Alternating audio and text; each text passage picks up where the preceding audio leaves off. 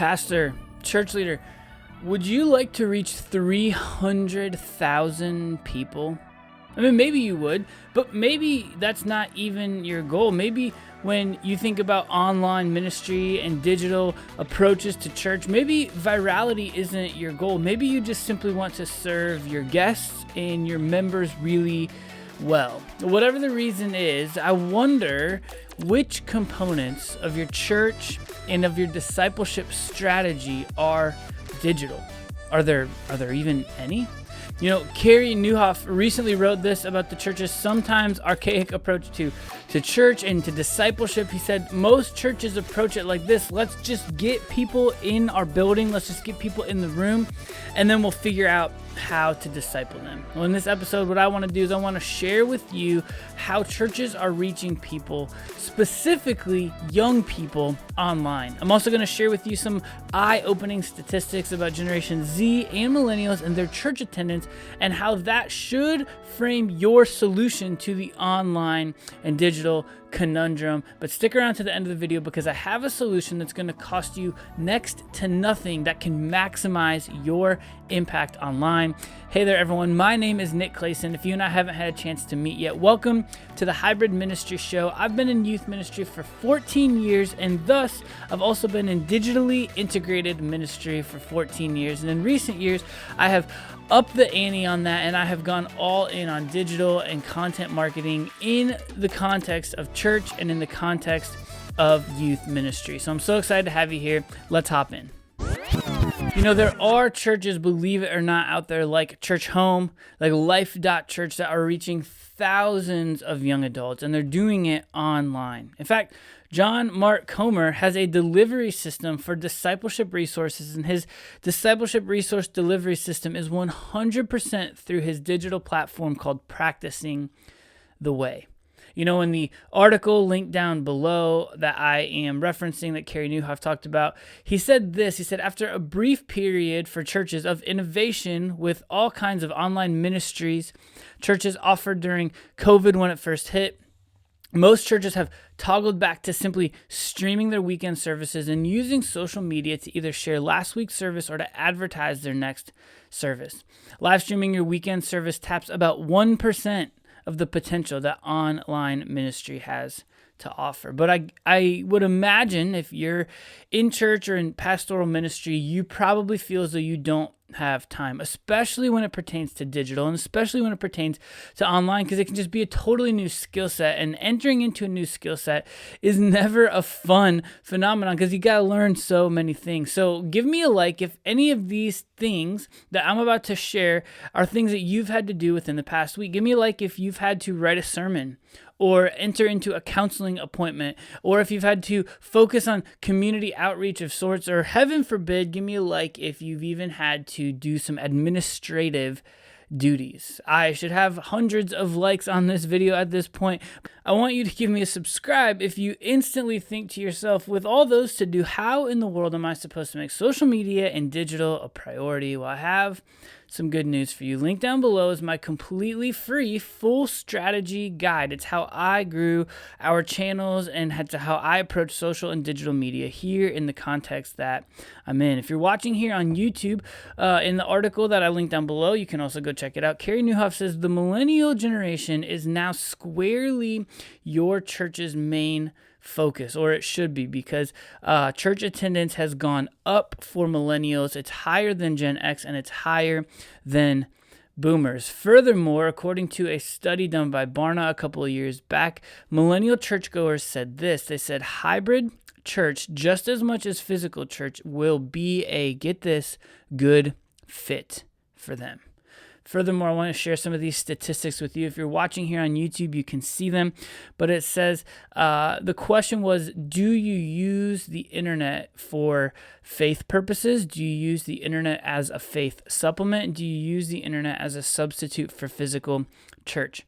Church Gen Z unsurprisingly, was the highest, with 67% using it for faith purposes, 56% using it as a faith supplement, and 58% using it as a substitute for physical church. Millennials were next, with 64% using it for faith purposes, 46% as a faith supplement, and 51% as a substitute for physical church.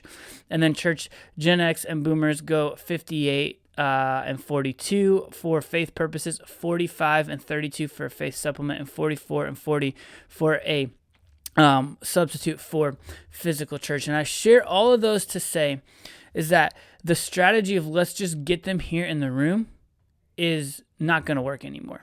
And you can try that. That's fine. And I get why we would be prone to want to do that, because in this same article by BARNA, the future of the hybrid church, which I'll link down below in the show notes if you want to check that out. It's a purchased product, but it's fantastic. It's fantastic.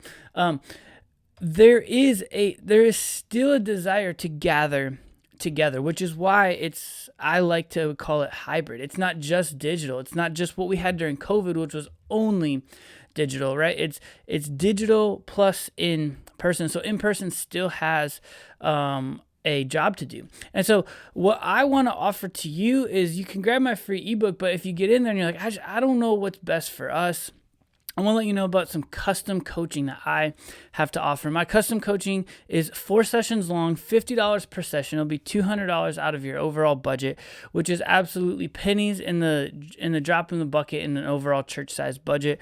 But if even that is too much, reach out. We can make something work. But the reason that custom coaching is important is because every context is different. Like I can tell you what I'm doing here in DFW, Dallas, Fort Worth area to reach in my context, Gen Z, young, basically almost done with Gen Z to Gen Alpha. But that might be helpful because if you're managing church social media for an overall church, like what we're doing is going to be very cutting edge for, like older Gen Z and even like millennials. But every church and every context and every geographical area is a little bit different. I was recently coaching another guy, and my typical like strategy, I changed it and tweaked it a little bit for him because he was doing things just a little bit differently, and his context was a little bit different, and his role was a little bit unique compared to what I typically would tell people to do. And so even I was, thinking through and adjusting my model. And so it's important because everyone in every place is different. And so you can get my free guide and you can use what works, for you out of that. But if you want to even tap in just a little bit further to some of the uniqueness of every context, that's where customized coaching comes in. Because here's the thing, for you and for me and for all of us, like my general strategy is simply walking down a funnel of posting short form content, silly content as well as spiritual content, and hopefully gathering an audience with that, and then pushing them to a long form version of some more serious spiritual content, which is what we do in our youth ministry. We pre-film our messages and we adapt them and make them specific for YouTube. We do that versus like a live stream type of thing. As Carrie Nieuwhof said the challenge is the future is to diversify what you offer online and distinguish it from what you offer in person. So not only is that going to create true options, Nieuwhof continues on to say, but it will deepen engagement as your in-person and online ministries lean towards what each does best. And then beyond just like your message content, beyond your weekly sermons, so to speak, that are also going to live online, whether that's live stream, which I would argue is not as good as a pre-filmed version, but it's still better than nothing. You can also lean into things like courses and those types of things. And then the final piece is this, is like, as I say all this, and as maybe a minute ago, you gave me that sub because you were like, dude, there's just too much to do. And even with some custom coaching, there's still going to be a lot on your plate. You're 100% right. There's still a lot of work to do, which is why I want to offer to some of you, it might be worth it budget-wise, communications done for you. It's a service that I offer, and I will run your website, or I will do graphics and video, or I will run your YouTube and social media. Each of those different buckets and categories is a different price point, or you can bundle them all together for a different price point. Link down below to inquire about that. But let me just tell you that it is 1/10 of the cost.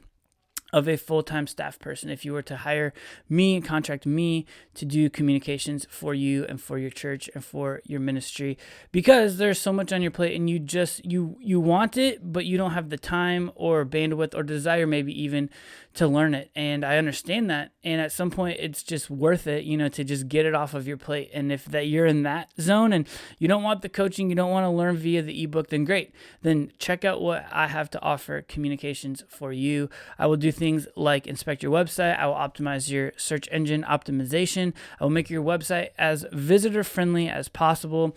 If you want to go in the graphics route, I can do graphic design for you. I can do series and events and pre-screen and print graphics and all those types of things. Get those pesky jobs off of your plate. And if you want to optimize your church's social media, live stream, or YouTube pre-film messages, we can do thumbnails, we can title the video, we can optimize the tags for search engine optimization, create chapters so that people can jump around in your videos, create playlists and online courses, and also create post shorts for your social media. Whatever works best and whatever you want done for you, all of it is linked down below in the description or in the show notes. I would love to have you check those things out.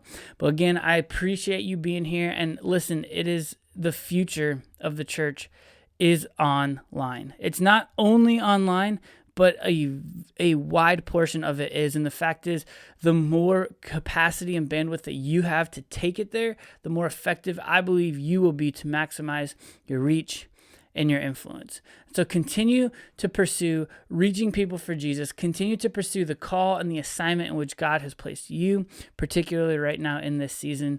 And don't forget, and as always, stay hybrid.